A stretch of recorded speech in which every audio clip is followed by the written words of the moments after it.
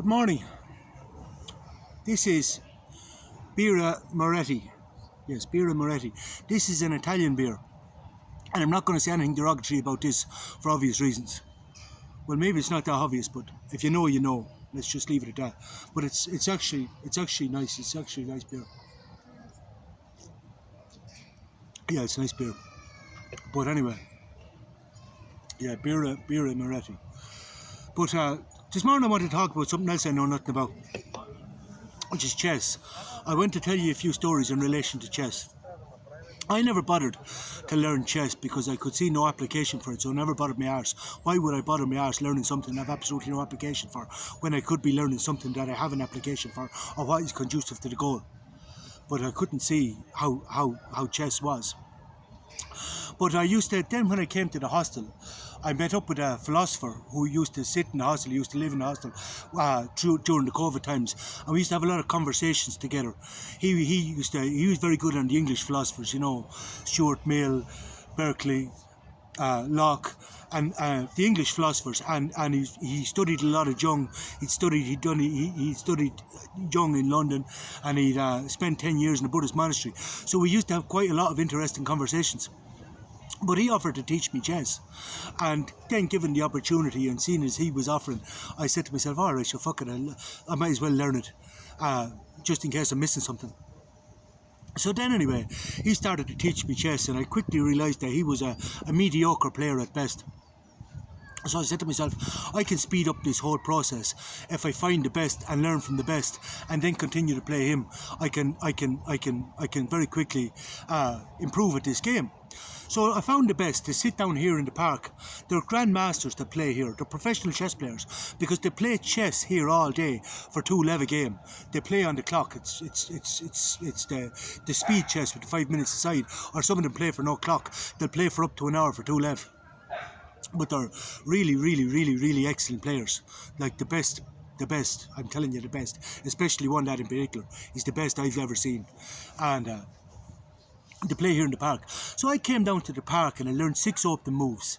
Now a grandmaster, before he begins the game, they tell me he knows his first 15 moves. And if you watch them play chess here, you'll see how that works out, because the speed of it is fucking unreal. On this very table here, the speed of the first 15 moves is just unreal, lightning. And then it all calms down, then they start to play with what's left after the initial destruction. But they start to play out the game. But it's great to watch, really great to watch. So I came down here and I learned my first six opening moves. I learned 6 opening moves, and I went back to the hostel then, and I nearly won against the philosopher. I nearly had him, like, but he ground me out. He ground me down after my first initial openings. He ground me down after that, and I lost.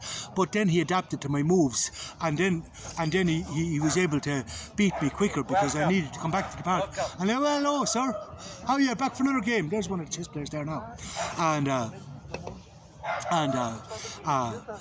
yeah, he came and then he ground me down, and then he quickly adapted to my moves. So then after this, I did what to do in the park. If you're not going to win the fucking game, if it's gone beyond winning, I could see no point in wasting my fucking time. So I used to flip the board. That's what I do in the park, or knock over the king, and concede the game. Now I could see nothing wrong with this. It make perfect sense, and just start again, because I could see no benefit in being ground down. But anyway, so that was grand. I used to flip the board, and he used to say to me, you can't do that, you have to let me checkmate you, you have to let me, and I said, what the fuck for? I said, you only want to subjugate me, that's all you want to do, you only want to dominate me, you only want to subjugate me, that's all you want to do. I said, stick your chest up your fucking hole, you don't get to subjugate me. Now, on reflection, when I was thinking about this video on chess, on reflection, if I had to wind my ego in a little bit and accept that the dominance was in his nature, and it was in his nature to be dominant, and just accept this and focus on resilience and control, and accept my position as an inferior player, and just continue to learn from the best, I could have inverted that hierarchy. Like, this is, in dominance hierarchy, you have master and slave, or as Hegel said, lords and bondsman. And then in an inversion, you would have an inversion, there's an inversion, the slave becomes the master and the master becomes the slave. This is an inversion of the hierarchies. But anyway, I would have, if I continued to come down here and learn off the best and focus what is in my control, it wouldn't have taken me very long to be the master. But instead, I didn't do this. I didn't focus on what was in my control. I told him to stick his fucking chest up his fucking hole, which was to neither our benefit. But it would have been mutually beneficial. Well, if I had to wind my ego in a little bit, I could have learned how to play chess. And if he had to stop trying to dominate me, he would have been able to teach me chess. So we can look at it from two different perspectives. But, as I say, chess is like life. But anyhow then, after my initial interest in chess, I was quite intrigued, and I said to myself, because I came down to the park and saw the best, I think they're the best players in the world play here in this park. Now I've yet to see better, but anyway, but maybe there is better. We'll see. Well, I intend to find out. But there was another lad then in the park who was an academic. He was a university professor, a history professor in fact. Now he was considered himself to be a great chess player, and I did think he was a great chess player. I thought he was a great chess player, because he was saying like, "Oh, I haven't been beaten in 10 years." You know what I mean? Does anyone want to play chess? I haven't been beaten in 10 years.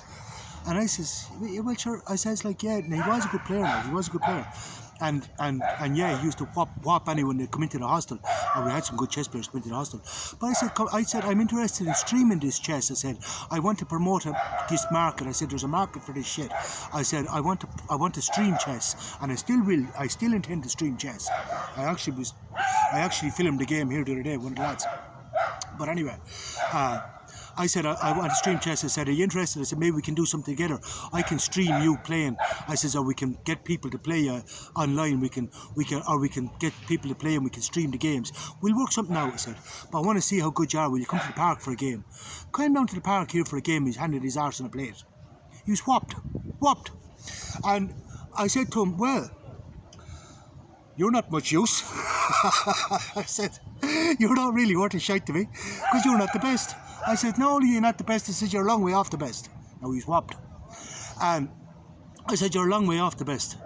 I said, but for $2 a game, I said, you can come down here, I said, and get a chess lesson every day, and you can improve your game. And when you improve your game, I says, then maybe we can do some business, or maybe we can stream it. But no, he never came back to the park anymore, because he wanted to, it's like as Nietzsche said, some people don't want the truth because it shatters their delusions. Now he wanted to be a big fish in a small pond. He wanted to whop anyone that came into the hostel. He wanted a big fish in a small pond. He wanted to tell himself how great he was every fucking day. But all this is a complete celebration of mediocrity. A celebration of mediocrity. That's what it is. Telling himself the best when he knows he's not the fucking best. The best are down here in the fucking park. And if you want to be the best, you have to come down here and learn from them. But anyway, that again is like life. He wanted to celebrate his mediocrity and delude himself that he's the best when he knows fucking well he's not. But he's not interested, as Seneca said, as long as you live, stay learning how to live. How much time have I? Doesn't matter, I'll continue on anyway. So then I went to Plovdiv for a while, and I met Mr. Nature. Now I've often talked about Mr. Nature. You can go back in the videos, you'll see the videos in relation to Mr. Nature. But Mr. Nature used to talk esoterically to me all the time. And the first thing, of course, he asked me when I came into the hostel was, do you want to play chess? And I said, no, I hate chess. And he says, why do you hate chess? And I says, just an academic hierarchy. I says that you used to massage each other's ego. You know, if you see anyone you think of to be out of any intelligence coming into the hostel, you challenge them with a chess game to establish who is the most intelligent. I said, it's just an academic hierarchy where you fucking basically just want to massage your ego by beating who you deem to be in any way intelligent. I said, I hate chess. It's just no. And he said, I don't play to win. I said, you don't play to win? I said, sure, that's bullshit. I says, why would you play at all? Why would you play at all if you're not playing to fucking win? Now, the first thing you have to do is realise there's a game on. And when you realise there's a fucking game on, you have to decide, do I want to play, do I not want to play? But if you do want to play, I can't see why you would play when you're not playing to win. I can't see why anyone would play when they're not playing to win. For me, that's just bullshit. I don't do this medal for everybody bullshit. No, that's what you call wank. It's fucking, I play to win. But anyway, Mr. Nature used to hand me an empty chessboard and say, that's my passport.